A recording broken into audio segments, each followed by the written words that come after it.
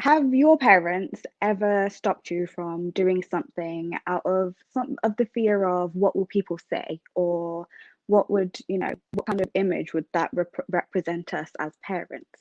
For many of my fellow South Asian girls and boys, I can assure you that their answer was yes. When you think of narcissism, you think of celebrities like Madonna or Kanye West or maybe even Stalin. People who have inflated egos, lack empathy, and view themselves as godlike. You would never imagine that it would be your parents. Of course, I'm not speaking for everyone, but many South Asian parents have narcissistic tendencies, and they do so due to the way that they grew up and the culture that they were surrounded by. So, let me start by explaining cultural narcissism. How did these two words that I never thought I would see together come about? It stems from trauma and insecurity. A few characteristics are integrated for survival purposes, whilst others are to help people cope with their insecurities and loss of power. So let's go back to our grandparents' or great grandparents' generation, put ourselves in their shoes. They had just gained independence from the British Empire, and they'd been through a famine. They'd lost 2 million lives just to the war alone. And if like half of the population was living in poverty, if not more. So you really had to be selfish and you really had to put yourself first to stay alive. As horrible as it sounds, there wasn't a lot of support for the poor either. So it meant that the wealthier classes formed a sense of entitlement and thought that just because they had the money, that they could get whatever they wanted. Of course, they also felt no moral obligation to share this money and to help the others out. This also meant that they would kind of treat those employed by them really badly because, of course, if you didn't have the money to not be a worker, then you deserve to be treated bad. This kind of trickled down into individual families. So let's say that the man of the family, regardless of his wealth, he was seen as the breadwinner, so he would be the superior family member. So again, he wouldn't treat his wife or his children with a lot of respect. And behavioral traits like these are unfortunately still around today. Um, you might be able to see it with some of your parents. I know I've seen it with some of my relatives. So coming back to the present, I want to talk about how this has affected our mental health, particularly first generation immigrant children.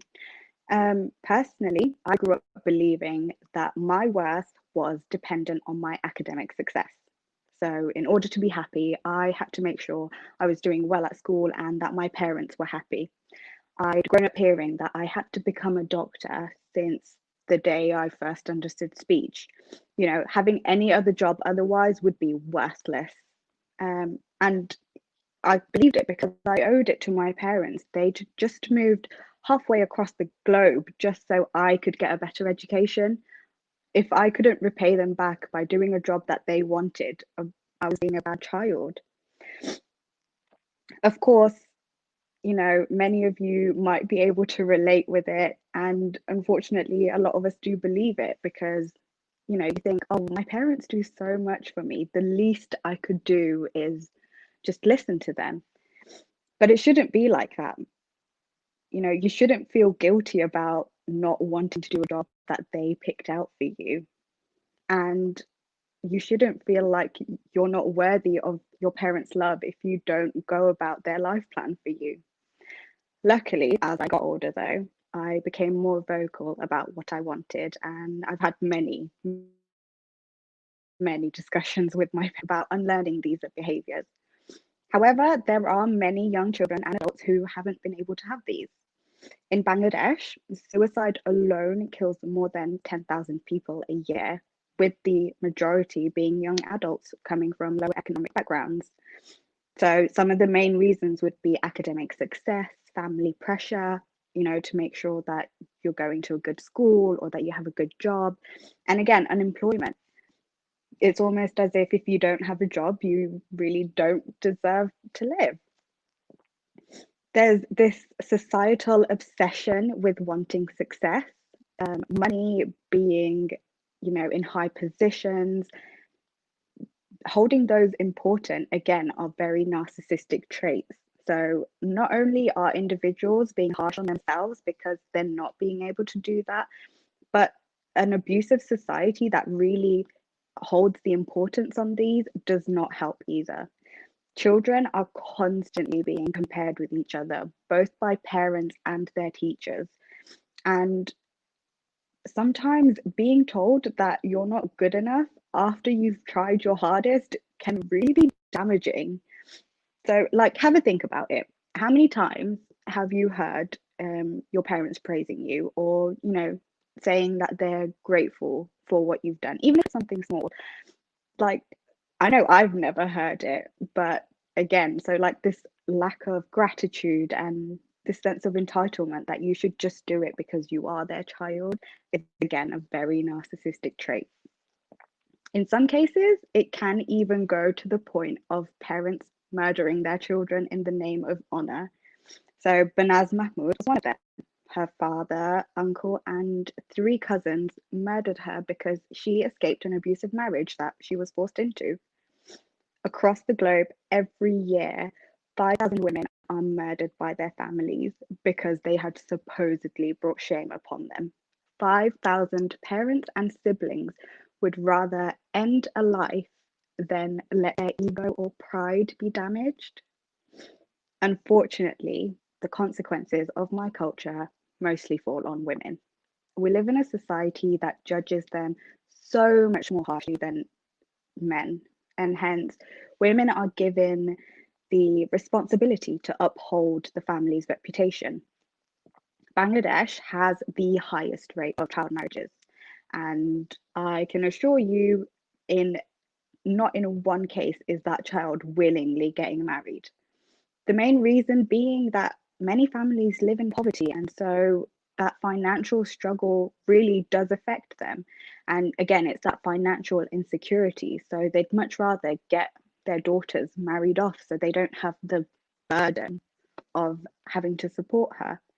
Others do it so she doesn't have a chance to, bring shame because God forbid she has a boyfriend, or, you know, what if she becomes pregnant and she's not even married? Like, I wouldn't be able to live with myself because of this shame. And it's that kind of mentality that, makes these girls get married at such a young age. In no way is this an attack on our parents as individuals, and I am definitely not trying to villainize them.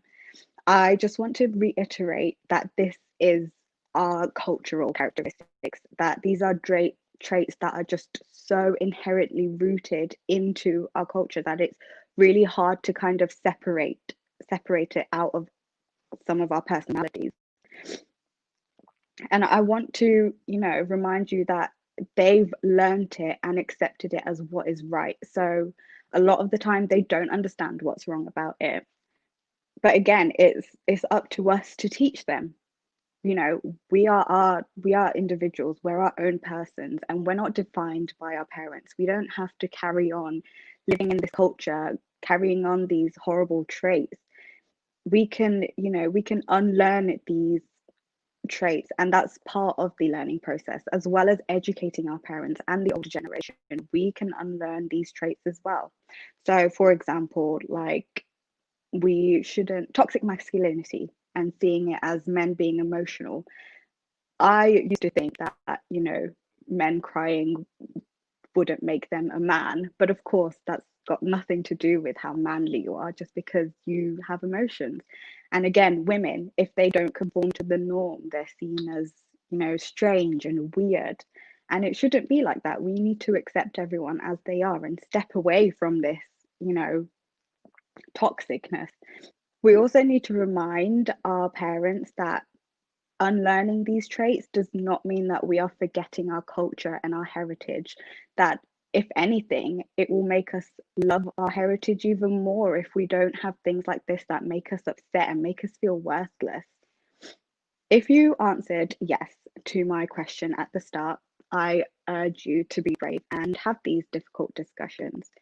It takes so much courage to challenge the norm, but it really is up to us to break this generational cycle, to stop honor killings, to stop suicides, to, stop child brides and forced marriages. We're progressing and we are definitely better than what it used to be, but we're still not quite there. So I know we have what it takes to carry on changing it. Thank you for listening.